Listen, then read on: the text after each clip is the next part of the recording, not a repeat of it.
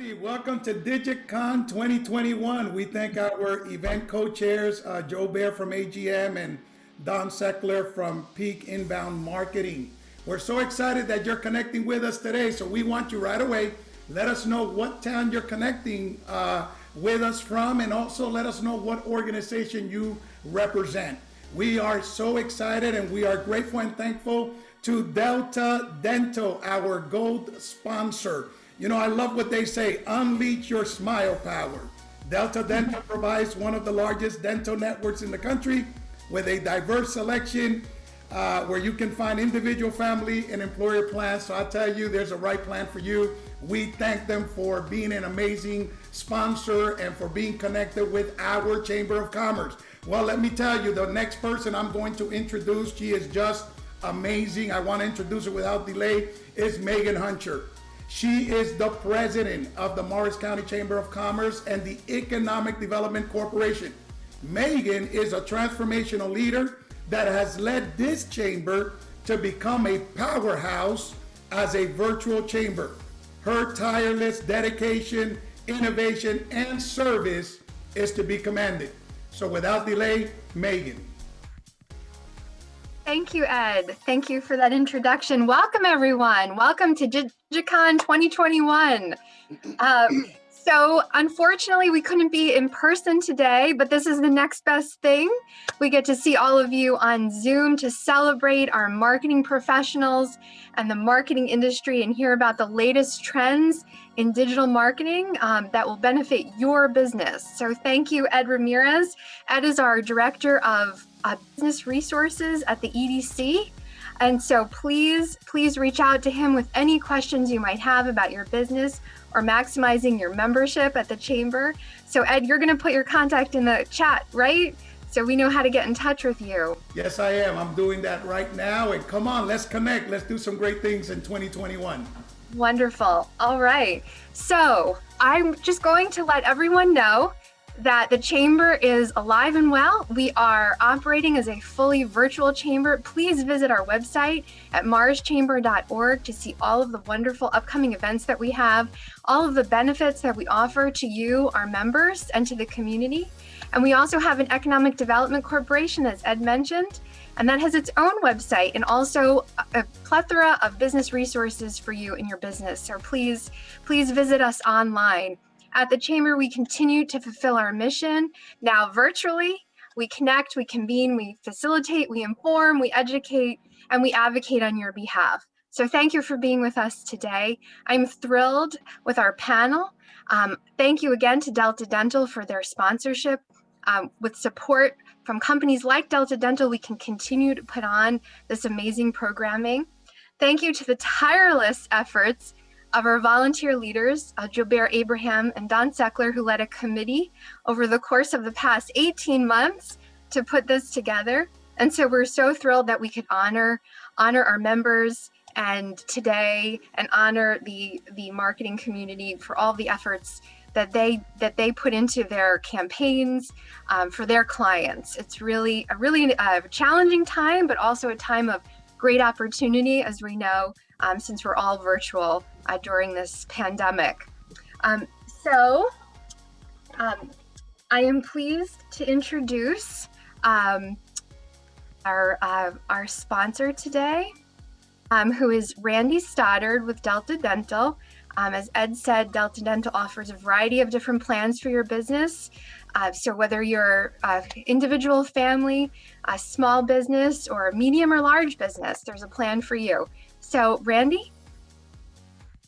Thank you, Heather. I appreciate this opportunity, and I also want to say, Ed, you have set the bar high for energy and enthusiasm at the beginning of this event. I hope we can all keep up that pace. So first of all, I'm proud to represent Delta Dental Insurance of New Jersey in supporting the Chamber and supporting this important event. And I want to start by congratulating all the winners of the DigiCon Digital Leadership Awards today. And I also want to thank my co-panelists for being part of this meeting. We've got a very impressive group, and I'm proud to be associated with the group. And you've already heard a little bit about Delta Dental, but we are the leading dental insurance provider in the state and country with the largest network of dentists. And we're driven by the knowledge that oral health is important to overall health. So second and most important, which is a little bit different, I'm going to make a pitch for everyone to get out and visit their dentist. Many dentists are struggling financially due to COVID-19, and most dentists are small businesses like many Morris Chamber members and have less than 5 employees. After being forced to close earlier in the year, dentists have reopened to patients or putting off making appointments. So it's important to realize that most dentists have taken major precautions to provide a safe and healthy environment. The dentists need your support, and we all need to go to the dentist. And here's why. A routine dental examination can help detect 120 different illnesses, including heart disease, diabetes, certain cancers. And going to the dentist becomes even more important in this environment where a lot of people may not be going to seek any medical care. However, this can be difficult for a lot of Americans because 1 in 4 lack access to oral health care. The Delta Dental Foundation and our employee volunteers work with organizations across New Jersey to help provide at-risk groups, including children, low-income workers, and seniors, free oral health care. For businesses and individuals who lack access to oral health care, Delta Dental New Jersey also offers affordable and flexible dental insurance plans for individuals, families, as well as small businesses with 2 or more employees, and of course, large companies. So, talking about medical benefits in general, according to surveys, dental benefits rank high in importance among job seekers. And due to COVID-19, we've all learned how to operate almost 100% remotely. And this means, you could work for any company in almost any part of the country or world. And as a result, in the future, the market for top talent is going to become even more competitive. For many, relocation is no longer required to take a new job, and strong benefits, including dental coverage, are a great way to attract and retain top talent. So if you're interested in dental benefits, please consider Delta Dental Insurance of New Jersey. So I want to end with a few comments on COVID-19. It's been almost a year since we first learned of COVID-19.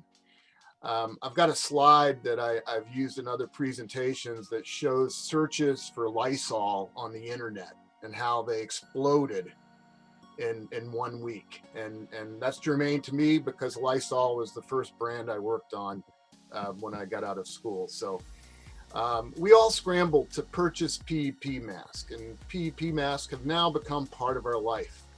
At first, I'd almost be in the office or a store before I realized it, and then I'd scramble and run back to my car, and I'm sure you guys have all experienced that. Now I rarely forget to put mine on anymore, and neither do my kids. So the people in New Jersey have demonstrated great resilience and have kept smiling beneath those masks. And I have a short video to help remind everyone to keep smiling under those masks. Right now, we can't gather in groups. We can't go out to restaurants or visit with our families. But from 6 feet away, we can still remind each other that we are here for each other. Because from 6 feet away, we can still smile at each other. From our doorways and our stairways, we can still smile at each other. Through our windows and our cars, we can still smile at each other. From opposite sides of the street and opposite sides of the country, through fear and frustrations and masks, we can still smile at each other. We can remind each and every one of us that we are still here for each other, because we can still smile with each other. And we're not going anywhere. Thank you, Randy. Thank you for reminding us the importance of a smile, even over Zoom. So thank you again for your sponsorship. So now we're going to kick off our program with an amazing panel. So thank you for being with us today. Our panelists are Kat Gates, who is the Creative Director and Effectiveness Lead at Google, Samir Mistry, Group Project Manager of Visible, which is a Verizon company, Rob Schnapp, SVP and Executive Director, a Creative Director at Coin PR, and our own Randy Stoddard, Chief Marketing Officer and Vice President of Delta Dental of New Jersey. Now I'd like to introduce our moderator, Donna Miller. So Donna is the Chief Visionary Officer at C3 Workplace. She and her team have helped thousands of companies to start and grow by providing on-demand office space, virtual assistants, and bookkeeping services. These days, she's focused largely on her business growth consulting practice, where she's on a mission to help business owners build companies that fund the lives of their dreams. And some work-life balance, something she does quite well. We're glad she could join us today. Donna is also a board member of the Morris County Chamber of Commerce and also leads our Morris Members Council, which is an ideation committee of our chamber. So thank you, Donna. I'll turn it over to you. Thank you, Megan. Thank you, Randy, for your sponsorship and that very inspiring video. I really believe in the power of a smile, and sometimes when you smile at someone, it's the only smile they get that day. It's so important. And thank you to all our panelists. I'm really excited to be here. I'm going to try and keep Ed's energy going. Here's what I know for sure. As a business owner, there are many things I have to be aware of, but number one, as a business owner, we all have to be marketers. And in today's environment, that means digital marketing. So we get to honor some really great people who have put together some amazing campaigns, and that'll happen after our panel. But we get to talk to these amazing panelists. And if you're not speaking, can you mute? Haley, if you could take care of that. Thank you. So we're going to talk about kind of where we are and where we're going. So let's jump right in. And Randy, I want to start with you. COVID. We see the fabulous video that you just did, but how has COVID affected marketing strategies for 2021? Talk to us a little bit about that. I mean, first of all, I think, we've all got to operate in a virtual world now, and that really changes everything we do. And so I look at it as I was working on my plans for this year in 3 different buckets. And the first is the website, and investment in SEO, investment in SEM and SMM for company websites has become even more important than it was previously. SEO generated traffic's more likely to convert to a purchase at a higher rate than ad generated traffic. The person doing the search is actively seeking out information and not being lured by an ad. So that's first and foremost. In many cases, the website may be the only interaction a customer has with a company due to COVID. So right now, it's a great time to invest in your website.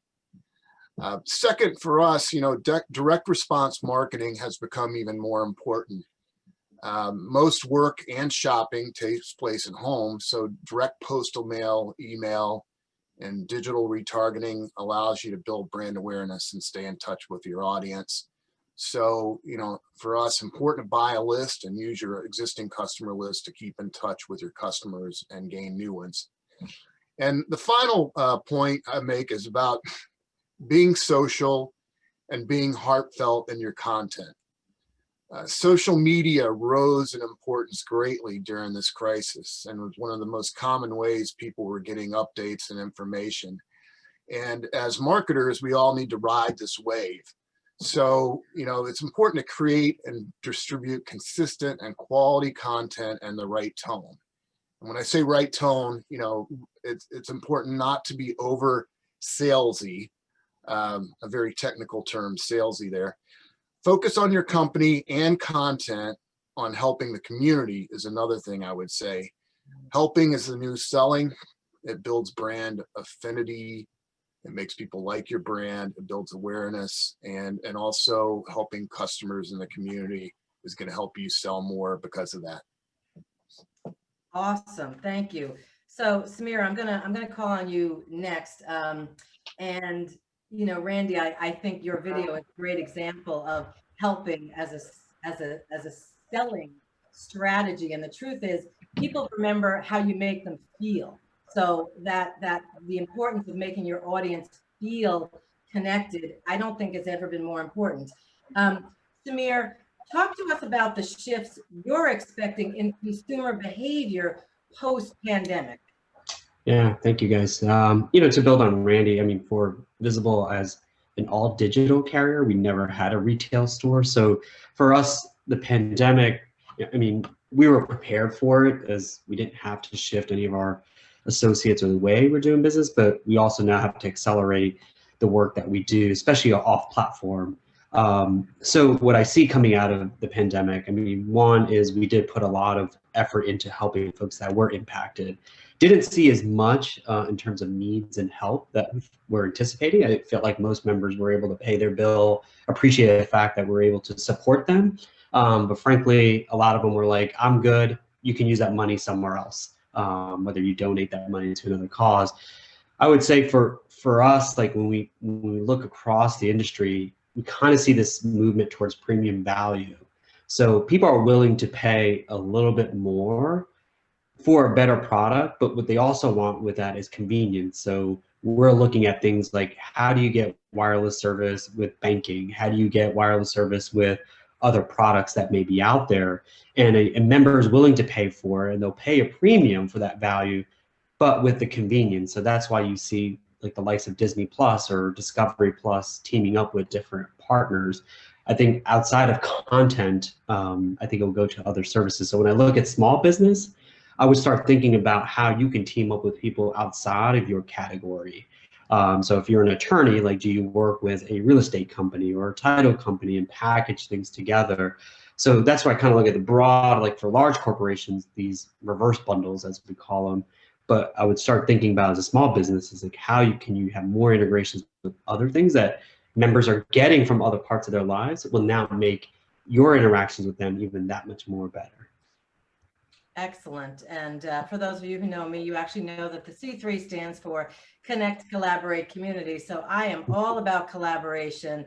I think that's a win-win, and it becomes a win-win-win when it's 1 + 1 = 10 for your target market.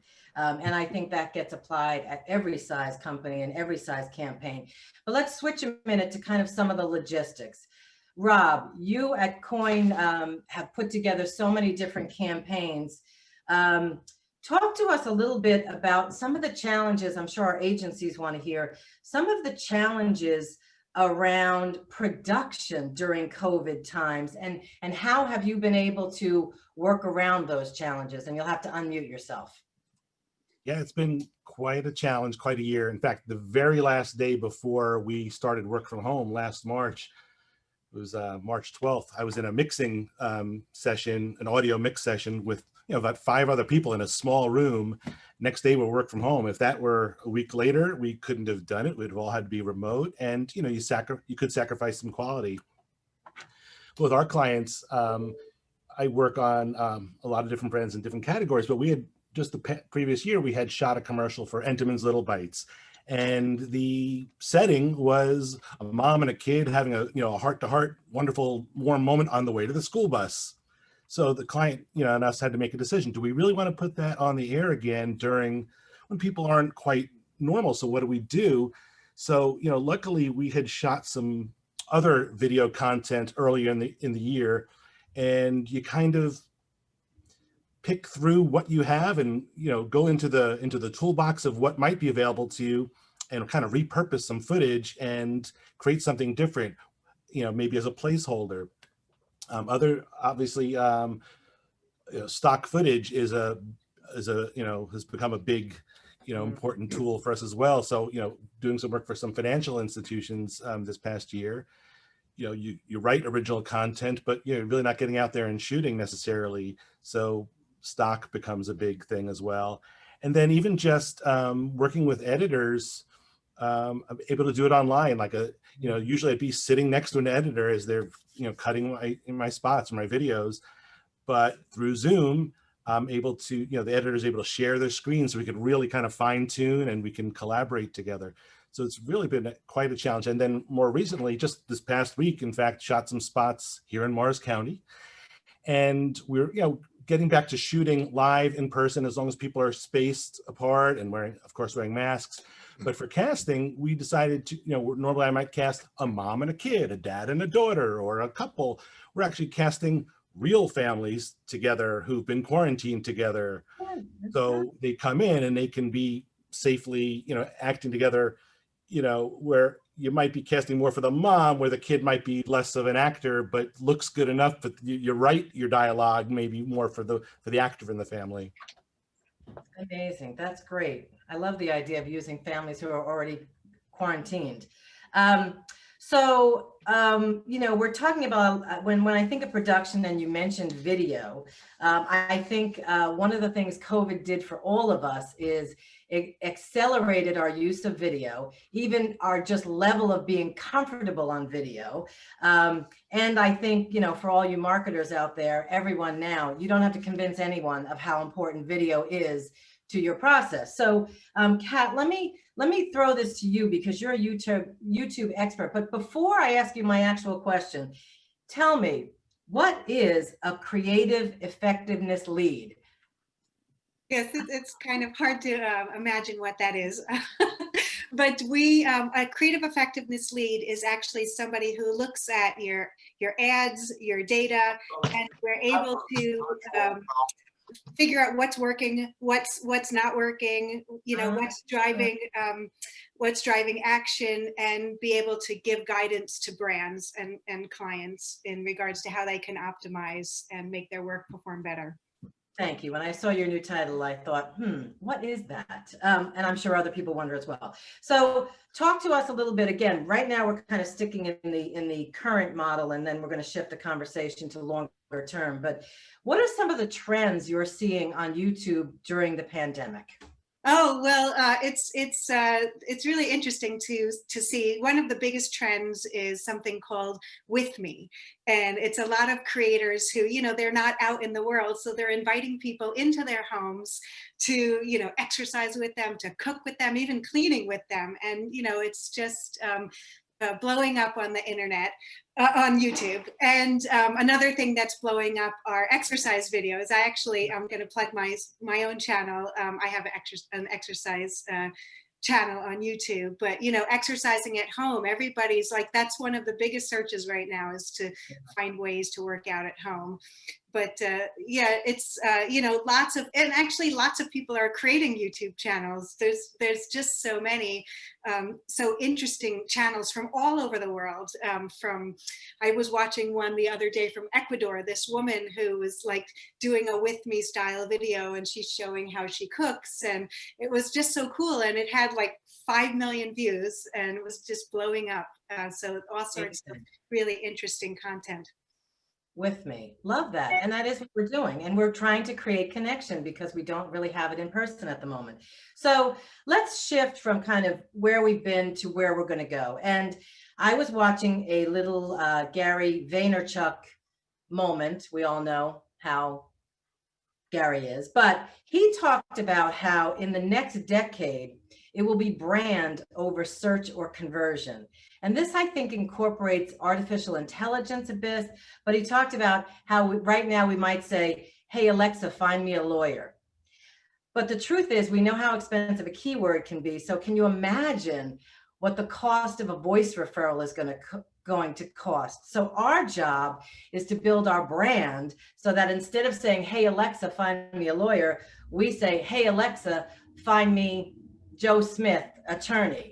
So I think as we look forward to what we need to be doing, no matter what size company we have, Rob, talk to us a little bit about when you see us getting back to what's the normal. Are we going to see videos and campaigns that have us wearing masks into the far future? What's kind of the buzz and the trend around when things will get back to, and I have to put normal in air quotes because we're never going back to normal. We all know that. So when do you think, what does the new normal look like? Oh, that's a big, responsibility to answer that question. But I have faith in you, Rob. I think, It depends. I mean, again, early on in the pandemic, we saw a lot of video with, brand videos where you'd see people wearing masks and things like that. And I think, I've seen research that shows that, people really want normality, right? So, when it's appropriate, certainly show people wearing masks. But if you can pivot your messaging to, not be, unless you're specifically talking about like reassurance, like again, if you're a financial institution or a medical institution, fine, you need to be there. But if you're a packaged goods brand or whatever, you really don't need to be part of that masked conversation. Just pivot your content where you put yourself in environments that don't require it. Again, casting families, at home, outside, separated, but you don't necessarily have to remind people of what's going on. They're well aware of it. They don't necessarily, they want to know that you get it. You're not insensitive to it, but I don't think you need to put yourself at the center. No brand is responsible to own that conversation. Right. Right.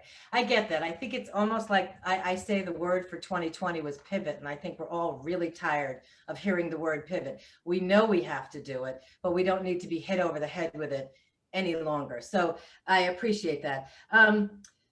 Samir, as you look forward, I believe, disruption is what drives innovation. And I think innovation is what keeps us all alive. We all had to innovate in 2020. So talk to us a little bit about what disruptive forces you see as far as going forward in upcoming markets, emerging markets.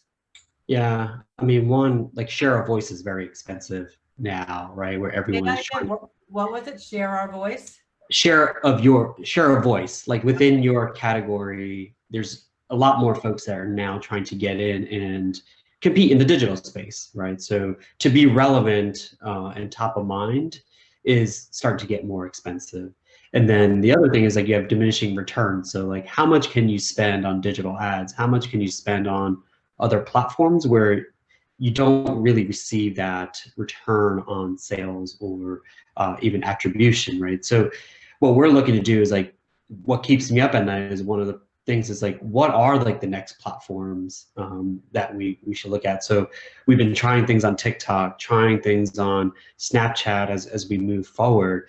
But what ultimately really concerns me is like in this, outside the pandemic, what we're going through with all the social injustice is brand safety. We're getting a lot of comments back of, why is your product positioned with something else on this platform? Is this what you stand for? And we're really struggling with like, how far do we go with affiliating with certain movements without feeling a percentage of folks are being shut out from that conversation. So we're being very, very careful about where we position our product, the things that we are vocal about. But also at the same time, when you make partnerships or deals, like you have to be considerate of where that brand is trying to align with it, right? And with that comes with impact to your customer base, but also your employees that work at your company. Because I said last year in this meaning is meaning is the new money for this younger generation. Like they will take less money to work for a company that aligns with what they believe in. And when you try to be everything to everybody, you're nobody. So it's hard for my boss as a CMO of our company to really be clear about it and make sure everyone throughout the company understands, but also our partners that we work with on the marketing side or agency sides also uphold to what we feel is what we're trying to represent in market. Right. I remember that conversation, and I think smart marketers know that marketing is not only about attracting clients and prospects and customers and partners, but it's absolutely about attracting the right talent to your team so that you can service those customers so you can grow. And I think impact is key, and it kind of goes back to what Randy and I were saying earlier. People need to know what's important to them is important to you, and I think it's about creating values-driven conversations that will have impact. And I think that one of the challenges many business owners have, and I've worked with a few at this point, is there's always so many things that you can do. And so it becomes doing more does not necessarily produce better results. It's about working smarter, not harder. And I think a lot of our audience is looking to YouTube. So Kat, let me bring it back to you. If our audience, and YouTube is going to be important to all of us, obviously, I think the search numbers are probably equal to Google at this point. And, yesterday, if you wanted, it's where we go for news. I watched all my inauguration highlights. I just went to YouTube, popped it up on my TV, and, and now the ads are running differently. So talk to us a little bit about specifically that. What's going on YouTube? Talk about running ads. We've got a diverse audience. I know that's a big question, but I also know you can handle it. That's good. Yeah, no, it's actually, I read a stat yesterday that about 20% of people actually get their news on YouTube. And there you go. Yeah, information, like top reasons to go to YouTube: information, education, entertainment, and news, to name a few, and exercise videos, of course. But the it's a great platform for brands to people go there to watch long content. So if you are an advertiser, just to go and like show how to give people helpful education about your product, how things that you might encounter in the world and how your product can help, and people will stay there and watch it. It's as mentioned, it's a big reason why people go there. And as far as the size of advertisers, I always thought, like, way back when I didn't know so much about YouTube, that it was expensive, and I thought that, oh, I have to be a big advertiser to be able to afford an ad there. But there's all sorts of different ad formats, and even one thing that I personally do as a content creator is just discovery ads, just to show up, in that up next panel. That's like a place that's super inexpensive to be, and that you can actually reach people there. And the awesome other thing about YouTube is that it's a place of passion. So people go, like, I have a step channel, so people like go to find specific things. So if you're a business that you sell like some kind of like maybe offbeat thing, you can actually find people who like that thing and then hit and target them directly. So it's a great way for small businesses who don't have these big ad budgets to be able to really like find the people who are interested in the types of products that they sell. So that's kind of cool. So talk to us a little bit about production quality. It's are we talking about iPhone? Are we talking about needing editing equipment? What's the right ring light? What are we doing? So talk to us a little bit about those things, which I've looked for them. It's just an ocean of things that you can purchase.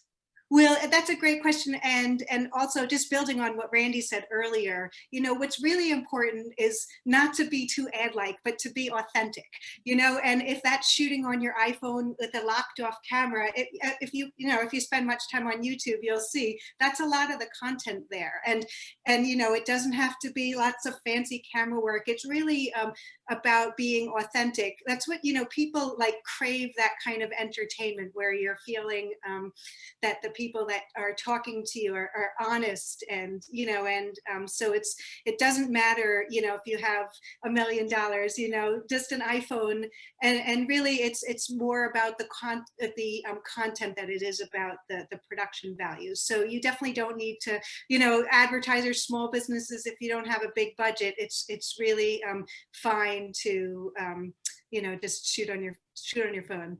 Awesome. I love it. I see that our chat window is blowing up, and we will go to Q&A shortly. So we will be using the Q&A platform on Zoom. So please go ahead and start entering your questions into that Zoom feature, the Q&A. Kaylee, I'm going to count on you if they were in the chat window to move them over to the Q&A. So let's just kind of, for the last few minutes that we have, I want to ask each of you, where we are, where we're going, the changes. We've got a mixed audience here, and Kat, I'll start with you because you're already up. If there was one, people who know me know I'm all about action. It's great to be inspired. It's great to be educated. But the truth is, if you don't take something away from today and actually do it, well, we love spending time with you, but it's probably not going to impact your business all that much. So if there was one thing you would recommend our audience do today to position themselves well for the future, what would that be, Kat? Well, since I'm a creative effectiveness lead, I would have to say testing and learning. You know, I'm sorry, really what was that? test.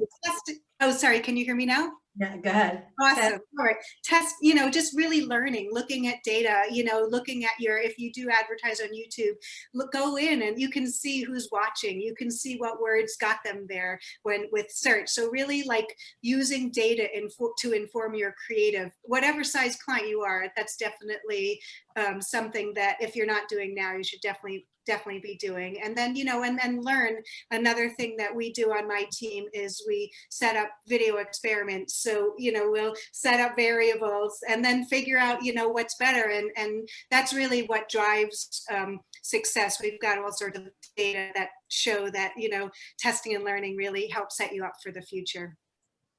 Yeah, and I know on a pre-call, we talked about, you know, using data from the customer experience to build future campaigns. That's really the only way to do it. And I guess that comes into kind of some A/B testing as well. And maybe it's ABCDE testing nowadays. I don't know. So let me throw that same question to you, Randy. What is one thing our audience should be doing today to set themselves up for success in the future? So, you know, I think COVID-19 has caused us all to rethink a lot of different things. But one of the most important is reframing how we think about innovation. And, you know, there's still ways to grow. There's going to be companies that win. There's going to be companies that lose. And a few examples that I love. I think we've all heard about DoorDash and how they were the first out of the gate to embrace touchless delivery, and I think their values increased millions. For us, you know, things like teledentistry are some things that we're thinking about, so people could get some guidance at home. And you know, one of my favorites is a Texas company that was started by 3 women who were friends called Shut Your Mouth, and they created a PEP mask with a zipper so that you could drink and eat while wearing your mask. So I think, you know, reframing how you innovate, thinking about how the world has changed is going to be really important. Excellent. Thank you, Randy. Samir, let me throw it to you. And also I want to add, Samir, is there something, so we know that innovating is important, and I certainly want to hear the one thing you think our audience should do to position themselves for success. And then I'm going to wrap up with asking each of you, do you have an innovative tool? So ponder that one. So Samir, what should people be doing today to position themselves for success? Yeah, one, you know, you get a lot of questions of, I'm not online, I don't know what to do, what should I do? And the first question I ask is, in this environment, does your product or service fit with the people that you want? Like, so it doesn't matter how great your website is, your Facebook page. If people don't want your product, it doesn't matter. So I've really focused now of shortening that life cycle of what you do to make sure your product or service actually meets the needs of your customers. The other one is more and more people are basing their decisions on referrals and community. So if you do have a community on Facebook, you have a community on YouTube, respond, engage with those people, because it shows like that you care, and then you can take those 1-star ratings and actually turn them upside down. If someone doesn't like your work, just say, hey, I'm sorry, acknowledge it, come back and say, what can we do to make it better? Because there is someone else searching that business online and sees, hey, Donna Miller does care and wants to make it better. So the more and more you engage with the community, I think a lot of folks are missing that aspect. They just think like, hey, if I have a Facebook page, I have a website, people are going to come. They're not. Right. And that's what you can do as a small business owner or medium, even large, is make sure you're top of mind with these individuals to make sure they're part of the journey with you, and then use them to make sure your product that you're offering is actually what people want. Sage advice at any stage of your business. And I know I always say there is never a need for revisiting the fundamentals of how you get your message out there, how you connect with your audience. And we can't assume, I mean, and we all had a very hard lesson in, you can no longer assume that what worked yesterday will work tomorrow. Correct, yeah. So really, really great insight, Samir. Rob, how about you? What are we doing today to position ourselves for success? Well, you asked like what tool is important, and it hasn't changed. It's right here. You know, it's the brain. You know, we could learn some new gizmos and whatever. I'm on Slack 1 minute. I'm on Zoom. I'm on WebEx. It's still about, you know, thinking. And yes, being informed by data is great, but creativity still needs that spark, and it still needs to, you know, it still has to be kind of organic still. Gotcha. Okay. So last question before we go to Q&A, and I'll just throw this out to all of you. So I gave myself a promotion from founder and president to chief visionary officer, because C3 Workplace is really running itself, and I'm focusing on my business growth consulting. And I have always believed that my value that I bring to the table for my team, for my clients, for the boards that I serve on, is to be able to see around corners. I think part of that is contingency planning, and a big part of that is staying curious, which I believe is the foundation to innovation. And so I kind of have a practice around innovation, and one of the tools I use, and maybe some of you have specific tools, I'm a huge fan of Fast Company magazine. The people who are featured in Fast Company magazine don't do anything remotely close to what I do, but it's continually feeding myself with information from innovators that help me to innovate. So I love Fast Company magazine, and I also have developed hobbies in COVID. I mean, I'm a horrible watercolor painter, but I'm doing it because it's using a different piece of my brain that kind of opens things up. So to our panelists, before we go to Q&A, and we have some lining up, any specific tools or tricks you have for staying curious and staying innovative?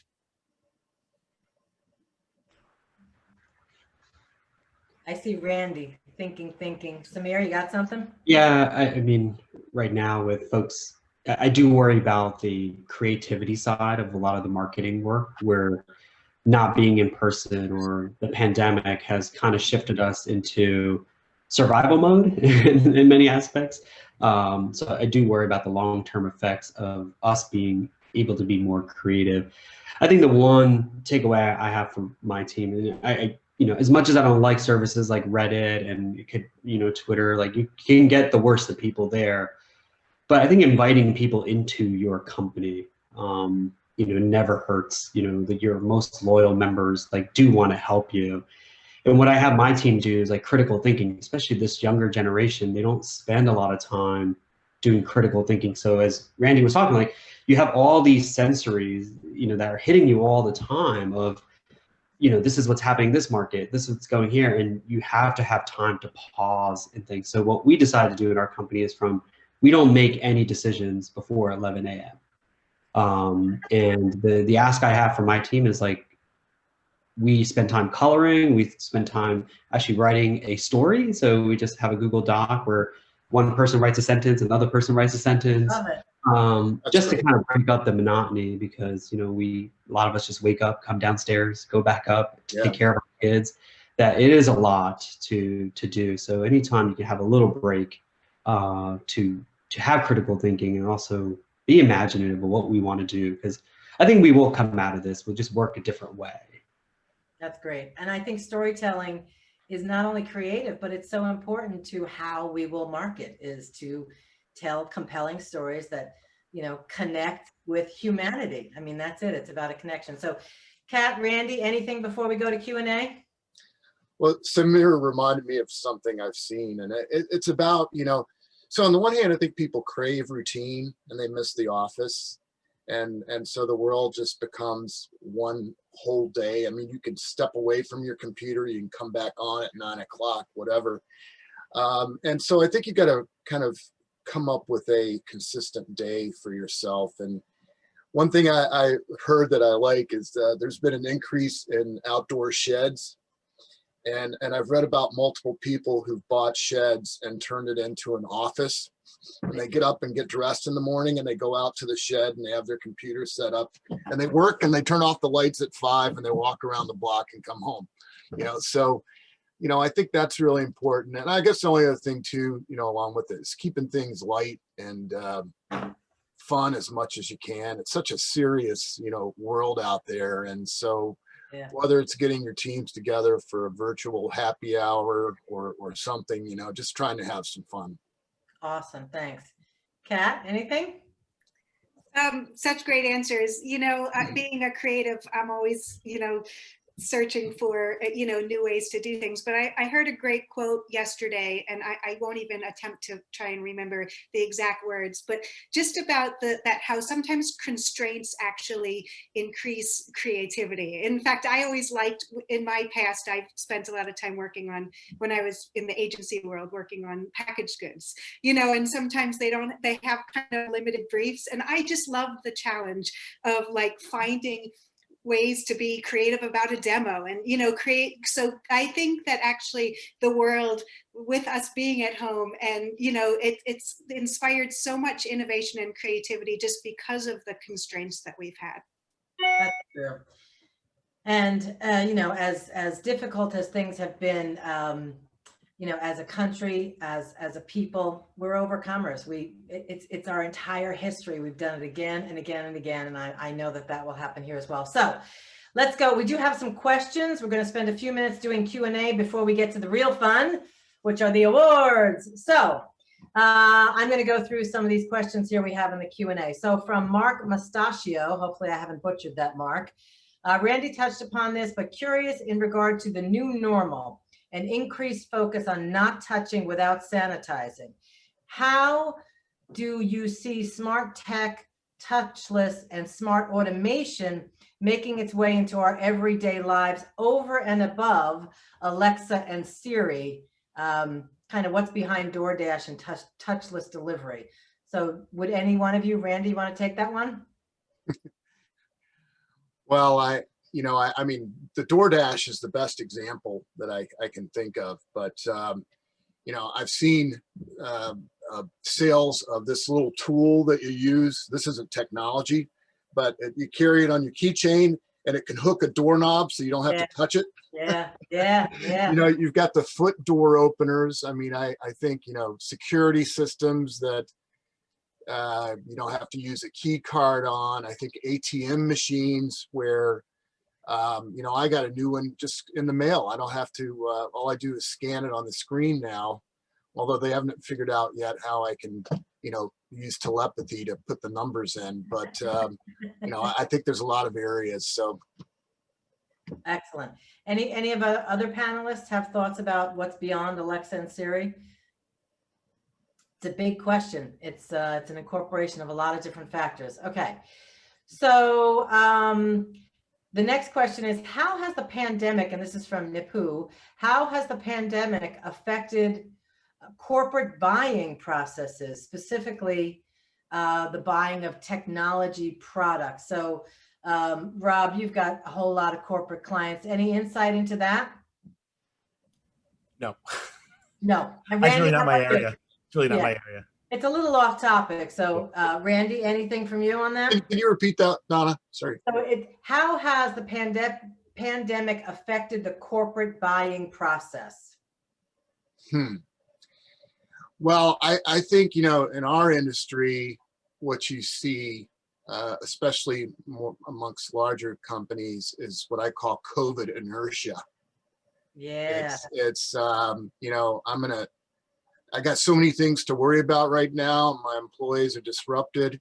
So I'm going to sit tight and, and see what happens here and maybe take another year to think about it. So, that means you've got to think about how to overcome that, whether it's, incentives or whether it's, extra offerings that you're providing, that sort of thing. But I think that's a big challenge. I agree. I think I opened my company 26 years ago, so I've seen a few up and downs. And I do remember 2008, 2009, that same inertia where no one was making decisions. But not from a marketing perspective, but from a biz dev perspective, you had access to people that you might not otherwise have access to. So the conversation happens during the inertia. Then when they're ready to make a move, you're top of mind. So I think that probably feeds into it as well. Speaking of many things, Lois from Fitness Knocking, I'm sure she's doing some inviting people in. And I know Lois does a lot of video. If a small business has a small monthly budget, say $1,000 or less for marketing, where should they spend it? There are so many choices. That's a really loaded question. That's almost an entire webinar on its own. Kat, I'm going to throw that one to you because you not only, I know you've got some side hustles that you do, and I know you've got an exercise YouTube channel, and that's what Lois does. So let me throw that one to you. $1,000 a month, what do you do? One thing I don't know that much about is budgets, since I'm a creative, but I can tell you that for fitness, the searches for fitness is definitely up there. I think it was like at least a 30% increase in searches for fitness classes. And, I definitely, I can say, YouTube's a great place to advertise. And, as mentioned, it may be something like a discovery ad. So if you're making videos and you can boost it that way, to like, if you have a similar video to somebody who's popular, like somebody who's got like millions of subscribers and lots of views, you can actually choose to place your, if somebody plays those videos, you can actually show up in, to like, hey, recommended videos. And so you can pick which videos that you want to be near. And so I would definitely consider that as someone who makes exercise content. Great answer. And Lois, as you know, we have some amazing marketing companies within the Morris County Chamber. I would say the first thing is to pick a few and do a solid interview. And that's a great question to ask when you're screening someone you're considering working with. So similarly, from John Coleman, who, thank you, John, has recently finished heading up our Tech Talk forum, did an amazing job. Many of our businesses are relatively small. We know that. I like this question. What minimum volume do you need to accurately measure marketing data and to test? And what are the first things you measure? So if we know that we're building campaigns based on customer experience, and we know that there's all kind of data available out there, how does the small to mid-sized company know how much they need to have data that will help them drive campaigns? And I'm going to throw that out to whoever's willing to answer it. Yeah, I mean, Samir, I can, the question, I just want to, especially Lois, she's in a fitness, I'm assuming you have a subscription business where members pay. The way I see it is it's like member get member, where eventually you need your members that are part of your business to get other members. So we're seeing a lot more effectiveness of incentivizing members to bring other members because your cost of acquisition becomes that much lower. Because you can't spend your way to growth, especially in the digital space. So in terms of testing, we do a couple of things. One is on the acquisition side. So we know what our sample size, so it's either on spend or number of customers that we want to experience something. But the other thing now we start looking at long-term is retention. So just because you gave something day one, what do those cohort of individuals do? You got to figure out what's meaningful in your business. Like, do they stay 30 days, 90 days, X number of purchases that is most meaningful? So we try to avoid doing tests that are like just 2 weeks. We'll start looking at 45 days, 60 days to say, is that where we want to double down, or do we want to shift in our thinking? And we don't spend a tremendous amount of money. In some instances we spend $1,000 of marketing dollars just to see if something will even float in the long run. Awesome. Thank you, Samir. Okay, this is kind of associated, not necessarily marketing, but Sarah Tanner asks, Randy mentioned how we've moved to a virtual workforce and that people can now work from anywhere. What does the panel see as the future of work now that we have proven that telecommuting can consistently work? Are traditional workplaces dead? Rob, how about you?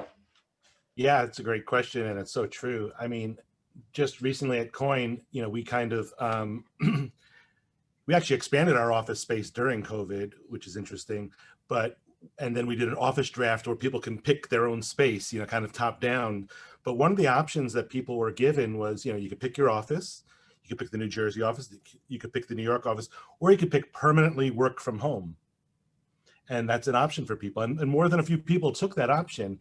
And, even in hiring, we're starting to think, well, we don't necessarily have to hire people, interns or any level in the local footprint. You can, the best person is out in Kansas for the job, that's fine. We're managing. And I think that's the future. It's great to be able to get together. And I really do miss that and I value that. But, you can go further out for talent. Very true. And I recently did a presentation on the future of workspace. And I think that we're going to see a lot of people stay at home. But I think we're going to have more hot desking where people don't have assigned. Once we're past the pandemic, I think we're going to have a more on-demand model for space. I think space is going to be more about collaboration. I think the challenge about having everyone work remotely, and Wendy Walker kind of mentioned this, is, how do you replace the value of water cooler conversation? And, we say at the chamber all the time, there's nothing small about small talk. And what I see is one of the things that's difficult remotely is developing talent. So I think it's going to remain a hybrid. I don't think, offices, the traditional workspace is fully dead, but just like we're going to have some sort of new normal, there's going to be some sort of hybrid balance going forward of how we work, where we work, and how we collaborate. So just so I don't know if anyone else has any thoughts on specifically kind of that water cooler feel. How are you, Randy? How are you on your team recreating that? Yeah, it's a challenge. I don't, I think to just on the last question too, humans are social creatures. Yes. And so I don't see the gatherings going away. I could see them occurring more in Starbucks and other places with groups of 3 or 4 people than in the past. Also think that, where it used to be in my day, hard to get permission to work from home 1 day a week. It's going to be now probably the opposite way. Like, what day of the week are we coming to the office? So, but creating that kind of social interaction. One of the things, like, we use Skype because you could just, rather than, setting up a Zoom, we're all on there. So, we can just Skype each other during the day with a question here and there. And still trying to have some social gatherings. We're celebrating birthdays more with virtual birthday backgrounds and other things like that. So, it's a challenge.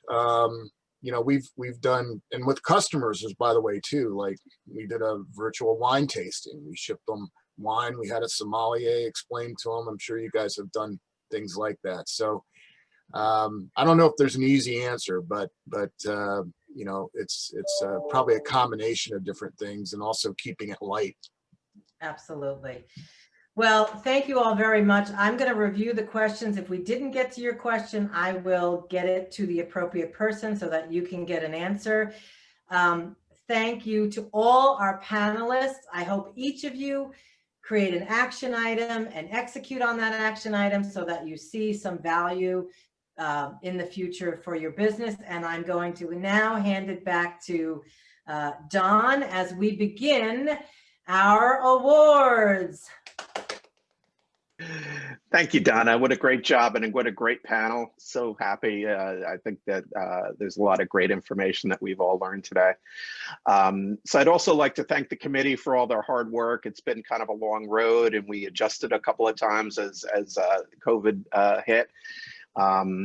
So when we talk about the criteria for these awards, we wanted to keep it relatively broad in order to enable a lot of different types of campaigns. But we did have some criteria, so I want to run through that with you real quickly, just so you can understand what we were asking for. We're looking for campaigns that were executed on a planned strategy that was designed to achieve a specific goal. We also wanted to try and reach the audience of that campaign through multiple digital channels. We asked that was also a creative campaign theme that really grabbed people's attention and gave some coherence to the campaign. And then we also asked for quantifiable metrics that would show ROI or be able to measure the success in some way. And then it had to be launched in the year 2020. So, you know, while there are some of those criteria, it's generally pretty broad, and it enabled us to get a decent amount of entries in a couple different categories. So we broke down the categories into business size. Start off with small business from 1 to 10 employees, mid-market are 10 to 50 employees, and then large companies at 51 or more employees. The committee saw the entries that came in, they were all excellent. And as a result, the judging was very close. We were particularly impressed by the pandemic entries because they had a high degree of creativity, and it showed that these agencies and companies had to really perform some fast action to adapt to major changes in the marketplace. So I just want to say thank you for everybody who entered. Everybody did an excellent job, and we're really impressed. So let's get to the winners. In the small business category, 1 to 10 employees, the winner is Paradigm Marketing and Design for their campaign, Paradigm Marketing Through a Pandemic campaign. And we're going to play a video of Rachel Durkin explaining the campaign. Hi all, Rachel Durkin here at Paradigm Marketing and Design. Today I'm going to talk to you about our Marketing Through a Pandemic case study. In March and April, there was a lot of things changing very rapidly in the environment, with the economy being shut down due to the COVID-19 pandemic. And the rapid changes were making it very difficult to create any sort of marketing initiative or plan that we would have traditionally done, where we would have planned something out 6 or 8 weeks in advance and then executed on it. Instead, we had to move very quickly to be timely and ensure that our message was resonating.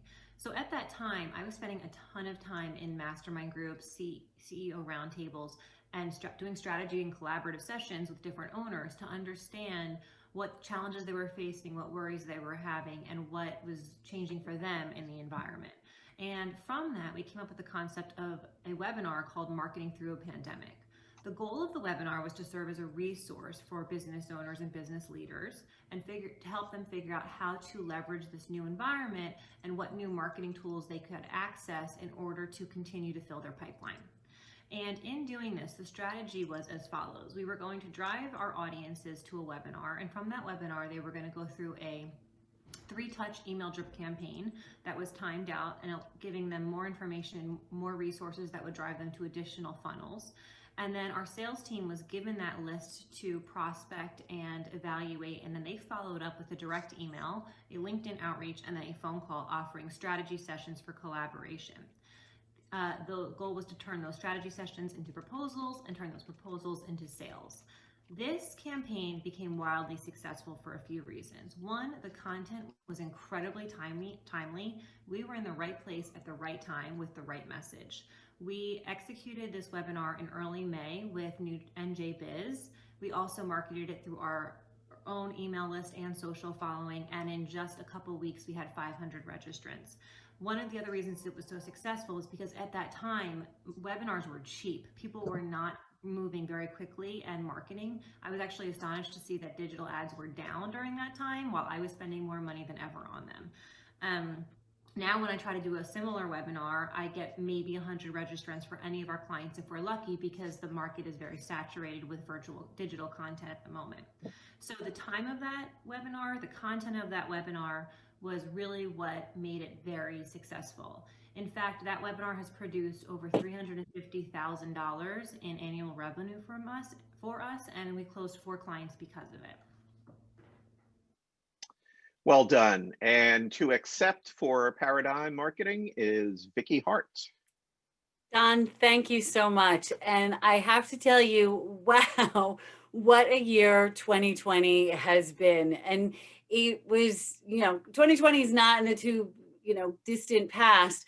And who would have ever believed that we would have still been here now? When I joined Paradigm, I was just with the team for 10 weeks when the pandemic struck. And when we shut down, we thought, like many of you, that this would be over soon. And boy, were we wrong. In the first 2 weeks of this, we lost 40% of our business. And I assure you, a fair amount of alcohol was consumed during that time. But we also knew this was not the time to panic. And we knew that we had our finger on resources that we had not only for our clients, but for other businesses that were suffering just like us. And we listened and we heard all of you, unsure, nervous, concerned, and completely disoriented what was happening in this new situation. And we knew to the core of who we were that this was absolutely no time for inaction. And we could share wisdom and give businesses concrete information in a completely uncertain time. So in a very un-PMD-like style, we jumped in quickly. And I assure you, my team crosses their T's and dot their I's. I have other charms, and we can discuss those later. But in creating with the marketing pandemic, we were able to meet the urgent needs of a market that was completely in shock. And we felt a responsibility to do so, to share the information to businesses, to not only provide hope, but to provide actionable steps.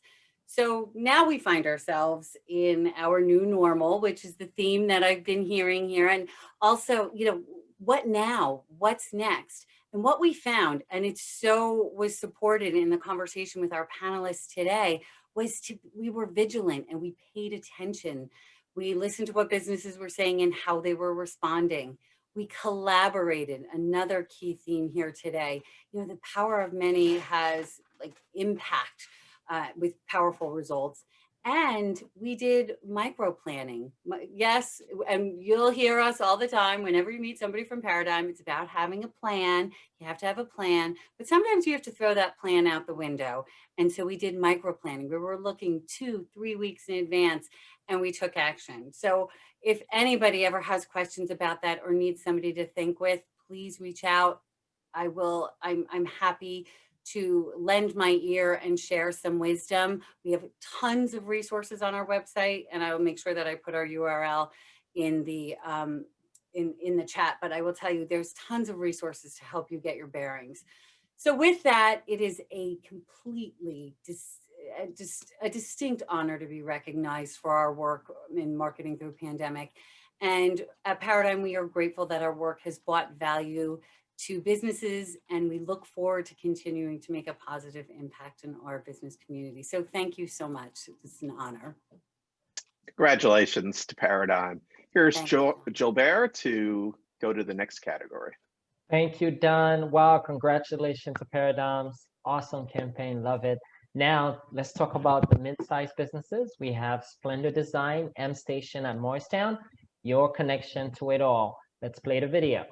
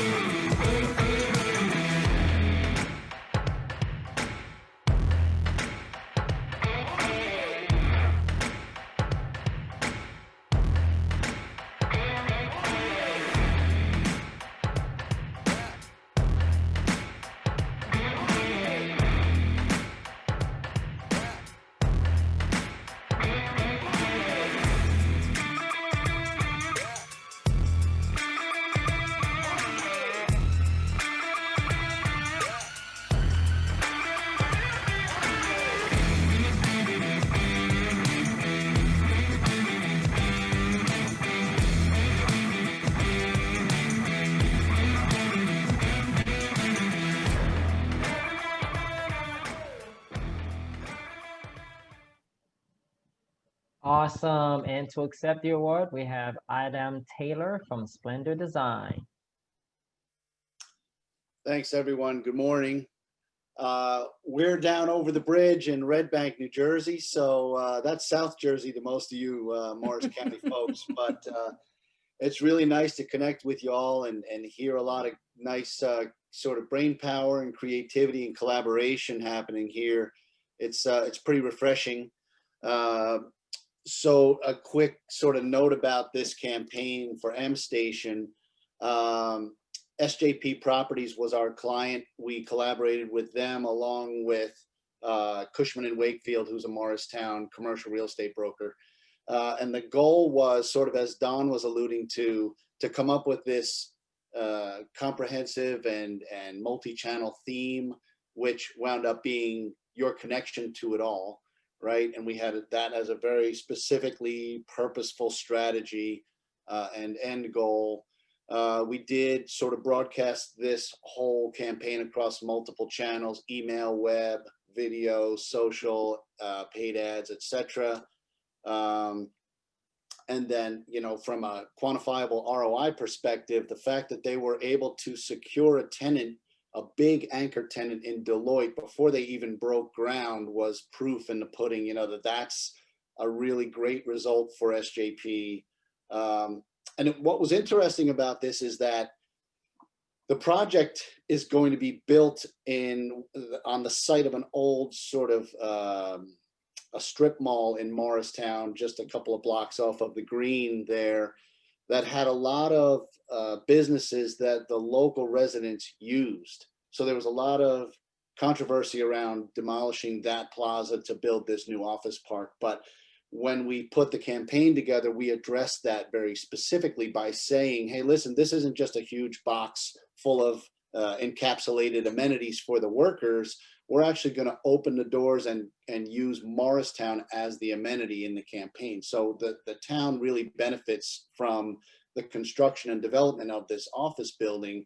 Rather than having a cafeteria and a fitness center in the building, we highlighted the fitness centers and eateries all around the town of Morristown, so the local business community could benefit from this big sort of migration to Morristown for all the workers and the workforce and so forth. So it was an interesting experience to kind of see the negotiation between the residents and the leadership in town, and the developer and property owner.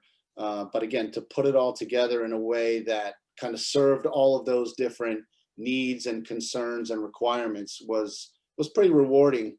And again, SJP is thrilled because they were able to secure this anchor tenant before they even broke ground, and that enabled them to move forward. And you know, the capital and security from that is really a big deal.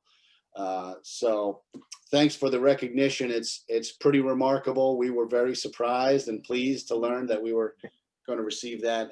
And obviously I'm accepting on behalf of the SJP team and the Cushman team, but again, great to connect with everybody. Thanks so much again for the recognition.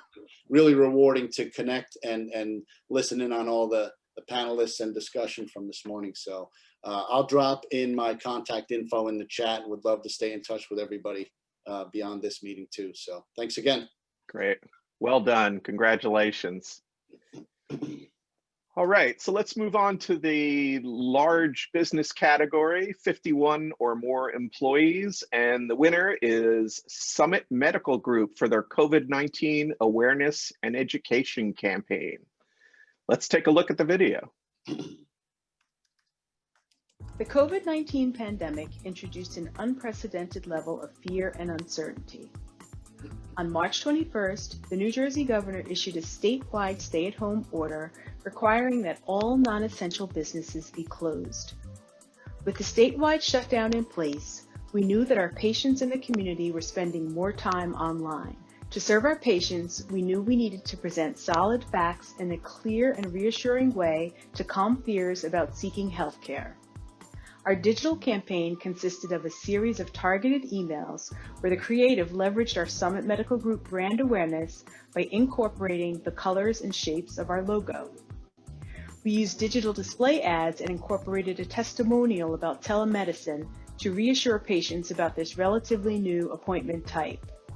We also use the problem solution method in our display ads and address the office safety issue directly to instill confidence and convey trustworthiness. Frequent website updates allowed us to respond quickly and nimbly to the ongoing changes and updates that have defined the COVID-19 public health information ecosystem. We also used paid search ads and social media messages to extend our reach within our target audience. Patients responded with never-before-seen levels of calls to our call center, increased web traffic, and a strong rebound in patient volume. In the fall of 2019, when we gathered for our holiday celebrations, we couldn't have imagined what was ahead of us. But as all strong teams do, we pulled together and weathered the storm. This campaign highlights the excellence, hard work, and creativity of the Summit marketing team earlier this year in response to the COVID-19 pandemic. Awesome. And accepting for Summit Medical Group is Director of Marketing and Communication, Karen McVeigh. First, I'd like to say thank you to the Morris County Chamber and for the tremendous work you do within the community and our businesses. This was a great panel today. And of course, I'm thrilled to accept the Digital Marketing Award. I'm accepting on behalf of Summit Medical Group and the incredible marketing team that we have there. Without them, the campaign would not be possible. As you know, and everybody has repeated constantly, 2020 was a different year.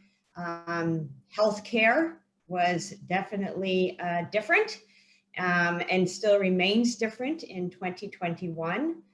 So, you know, in the spring of last year, as the video mentioned, the mandate that came across to stay at home, our patients, you know, were a bit fearful and uncertain to seek the medical care. But as we all know, medical care and your health care is essential. So as the mandate was lifted in June, we really wanted to emphasize to our patients, you know, how critical it is to keep up with your screenings and appointments and to reassure them of the safety of our medical offices. We put in a lot of protocols in our offices. You know, of course, everybody probably has done with masks, social distancing, disinfecting. We really wanted to make it as clear as possible so our patients felt safe to come in office. We also started offering telemedicine appointments, which we continue to today. That is another source that our patients do use, and we do find it very valuable. So in the campaign, you know, as we went through multiple digital channels that were shown, it was really focusing on that safety concept and the telemedicine concept. And we did that through email marketing, through to our patients as well, display ads, paid search, social media. And we just wanted to remind our patients the importance of staying on top of their health. And to today, through 2021, of course, it is still important to assure our patients to stay on top of their health and to come in. And it's another year that is critical for healthcare industry. And of course, we want to make sure, and we want you to make sure that you keep up on your healthcare as well. So thank you again for this award. We really had, you know, it was really a multiple effort, you know, a combined effort of our team. So I want to thank them as well. So thank you. Wonderful. Well, congratulations to our winners.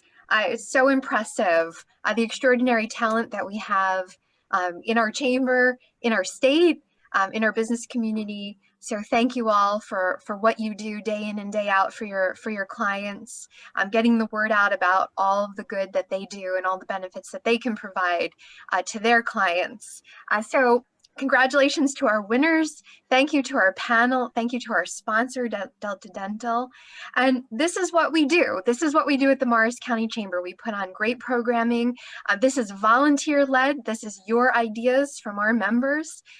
So we do this because you've asked for it. And so this is being recorded. It'll be available for you to view again. So all the key takeaways, if you missed anything, if you want to rewatch it, you'll be able to. And we're glad that's one of the silver linings of this pandemic, is we do have quite a bit of video content on our YouTube page and our web page on Facebook. So please peruse those pages, search for them. Hopefully they pop up. So we're working hard to deliver content that's of value to you, our members in the business community. So please like, share, spread the word about the chamber, spread the word about your colleagues and all of your chamber, your fellow chamber members. And that's how we make great things happen. So thank you again for being with us today. Thank you to Don and to Jobert and to all our panelists and to Delta Dental for sponsoring. I wish you a wonderful weekend. And again, if you have any questions about the chamber, please reach out to Wendy Long, who's our Director of Member Relations, or Mike Stanzilis, who's our Director of Membership. And you can find their information on our website. So thank you again and have a wonderful rest of your day.